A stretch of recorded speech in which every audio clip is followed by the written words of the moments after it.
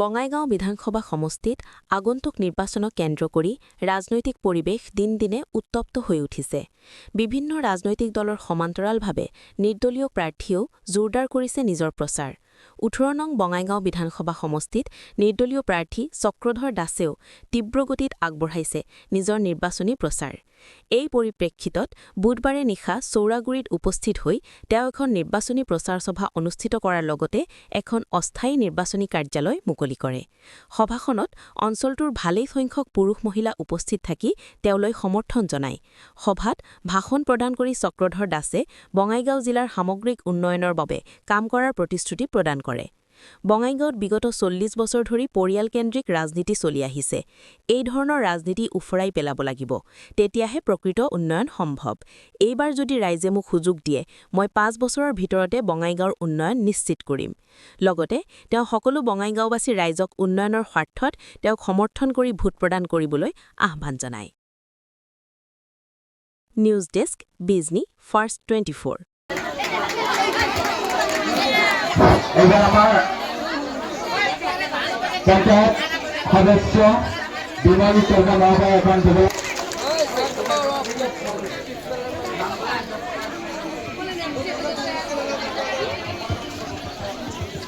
এবার আমি সম্বোধন জানাম বিষ্ণুপদ সরকার, আনন্দ বিশ্বাস কি অবহেলিত আমাকে অনুরোধ জানাচ্ছ। বিষ্ণুপদ সরকার,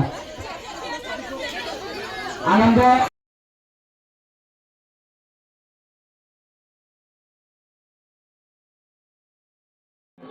নাই, মোৰ যাত্ৰাটো মোৰ লগত ৰাইজ আছে আৰু ৰাইজে মোক আগবঢ়াই লৈ গৈছে। যাত্ৰাত মোৰ লগত ৰাইজ হয়নে নাই? আজি ইমান শ শ ৰাইজ দেখিছেনে নাই? তো মোৰ যাত্ৰাটো ৰাইজৰ আশীৰ্বাদ। চাওক, মই আজি অংকটোৰ লগত মই হেৰি নকৰোঁ, মানে কম্পেয়াৰ কৰা নাই। এই ৰাইজৰ যি আশা আকাংক্ষা আৰু ৰাইজক যি আজি ইমান বছৰে হতাশা নিৰাশা কৰিছে, তাৰ প্ৰতিফলন এটা।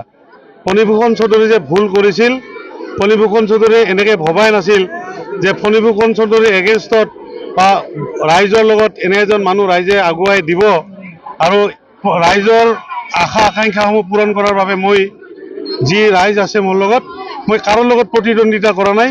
ৰাইজে মোক আগুৱাই লৈ গৈছে। এইবাৰ কি বঙাইগাঁৱৰ বাসীয়ে কি পৰিৱৰ্তন বিচাৰিছে নেকি? নাই, পৰিৱৰ্তন বিচাৰিছে। পৰিৱৰ্তন বিচৰাৰ কাৰণটো হ'ল কি, আজি ৪০ বছৰে এটা পৰিয়ালৰ ঘৰত ৰাজনীতি থকাটো জানো সম্ভৱ হয়? পৰিয়ালকেন্দ্ৰিক ৰাজনীতিৰ অৱসান ঘটাৰ কাৰণে আমি ৰাইজ এনেকৈ ওলাইছে। ফণীভূষণ চৌধুৰীয়ে বঙাইগাঁৱত উন্নয়ন কৰিব পৰা নাই, উন্নয়নৰ ঠাইত অপশাসন চলাইছে, পৰিয়ালকেন্দ্ৰিক ৰাজনীতি চলাইছে। আৰু এই পৰিয়ালকেন্দ্ৰিক ৰাজনীতি পৰিৱৰ্তন ঘটাই বঙাইগাঁৱত এখন নতুন সমাজেৰে আমি নতুন দিগন্তৰে নতুন টেকন'লজিৰে বঙাইগাঁওখনক সজাম বুলি আমি প্ৰতিশ্ৰুতি দিছোঁ। কাৰণ মই এজন কৰ্মযোদ্ধা, সকলোৱে জানে কৰ্মৰ লগত মই জড়িত। মই ৰাজনীতিৰ লগত বেছি জড়িত নাছিলোঁ, কিন্তু ৰাজনৈতিক পৰিৱৰ্তন ঘটাৰ কাৰণে যিটো ৰাজনৈতিক ক্ষমতা লাগিব, তাৰ কাৰণে ৰাইজে মোক আগবঢ়াই দিছে। ৰাইজৰ সঁহাৰি কেনেকুৱা? নে আপোনালোকে দেখিছে, কেমেৰাত দেখুৱাওক কিমান সঁহাৰি। আজি মোৰ লগত হাজাৰ হাজাৰ মানুহ। যোৱা ২৩ তাৰিখে আপোনালোকে দেখিছে ১০,০০০ মানুহ নমিনেশ্যন পত্ৰত যোগদান কৰা কেতিয়াবা উদাহৰণ আছে নেকি বঙাইগাঁৱত? দেখিছে কেতিয়াবা? আপোনালোকেতো আজি ৪০ বছৰ ৰাজনীতিৰ লগত দেখিলোঁ। আজি মোৰ মনোনয়ন পত্ৰ দাখিলত ১০,০০০ মানুহ ওলাইছে। তাৰে আৰু কিছুমান মানুহক আমাক গাড়ীসমূহ হাইজেক কৰি তেওঁলোকৰ সমদলত নি পেলাই তেওঁলোকৰ জনসংখ্যা বঢ়াব খুজিছে। সেই মানুহখিনি আঁতৰি আহি আকৌ মোৰ স্কুলত গৈ পেলাই একেলগে লগ হ'লে। এইবিলাক এটা কুটিল ৰাজনীতি, হয়নে নাই? আৰু মোৰ ওপৰত অপপ্ৰচাৰ চলাইছে। এই অপপ্ৰচাৰসমূহ ৰাইজে বুজি পাইছে এতিয়া। মই কোন মানুহ, মই কিমান কাম কৰা অভিজ্ঞতা আছে আৰু মোৰ কিমান ক্ষমতা আছে। আজি যে ইমান শক্তিশালী মানুহজনৰ মই আজি ৪০ বছৰে নেতা উলিয়াব নোৱাৰিলে। মইতো নিজে গজি উঠিছোঁ, হয় নহয়? মই কোনেও বনোৱা নাই। মই নিজে এটা গুটিৰ পৰা গজি উঠা এটা গছ হিচাপে আজি থিয় হৈছোঁ। আৰু এইটো ৰাইজে দেখি আছে। মই ৰাইজৰ উন্নয়নৰ কাৰণে, বঙাইগাঁৱৰ উন্নয়নৰ কাৰণে মই আগবাঢ়ি যাম আৰু সকলোৰে সহযোগিতা কামনা কৰিছোঁ। আপুনি জয়যুক্ত হ'লে প্ৰথম লক্ষ্য কি হ'ব আপোনাৰ? নাই, বঙাইগাঁও উন্নয়ন। মোৰ লগত কোনো জাতি ধৰ্ম সম্প্ৰদায় নাই। একফালৰ পৰা মই বঙাইগাঁও উন্নয়ন কৰি যাম।